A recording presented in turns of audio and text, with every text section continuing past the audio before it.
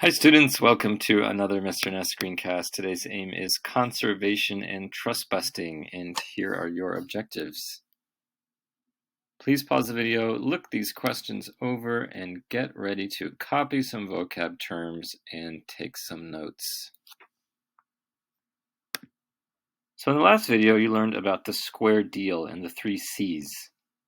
And you looked at the first C, consumer protection, and you looked at 2 consumer protection laws that were passed under Teddy Roosevelt, the Meat Inspection Act and the Pure Food and Drug Act.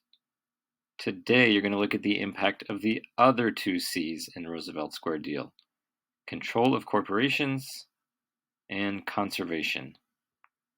Let's start with conservation.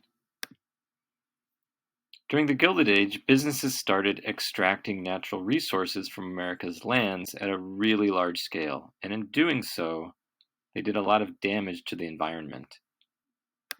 One robber baron, for example, bought up 1 million acres of forested land in the northwestern US, and then he cut down all of the trees and turned them into paper.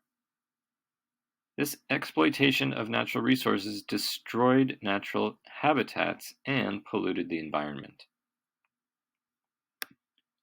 During the Progressive Era, the government encouraged a new policy called conservation.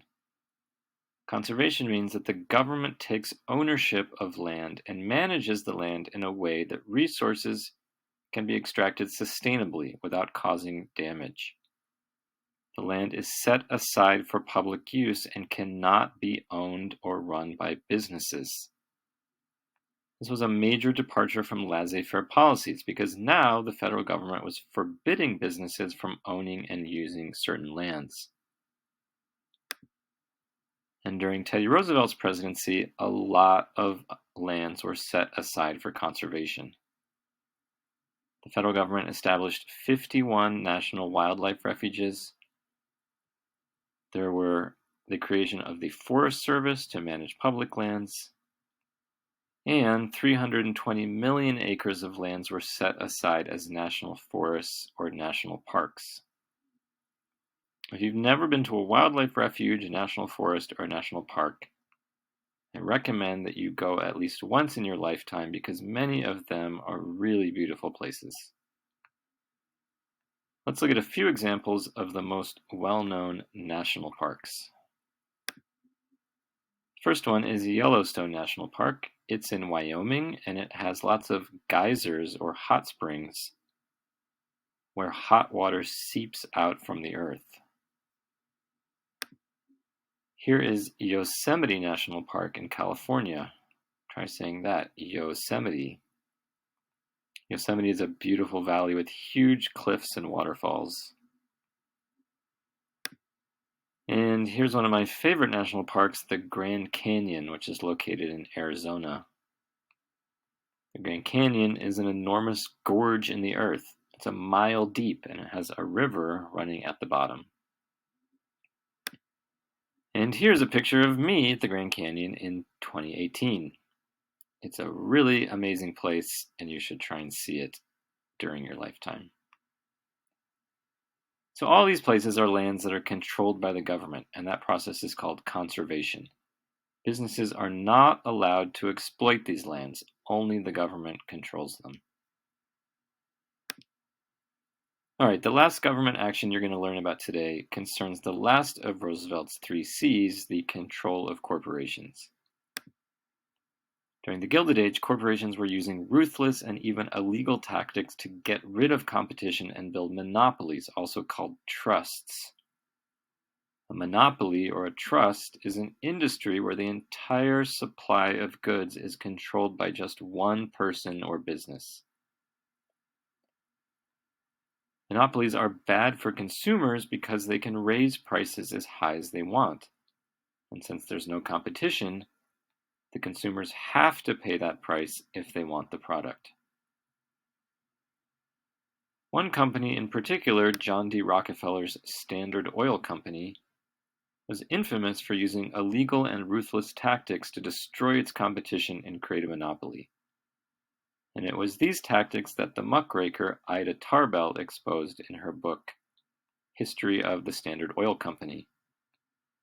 The book helped raise awareness of the problem of monopolies and led to calls for government control of corporations.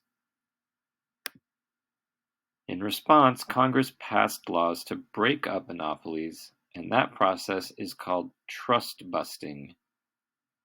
Trust busting, busting up the trusts or the monopolies. And the laws that break up monopolies are called antitrust laws. Antitrust.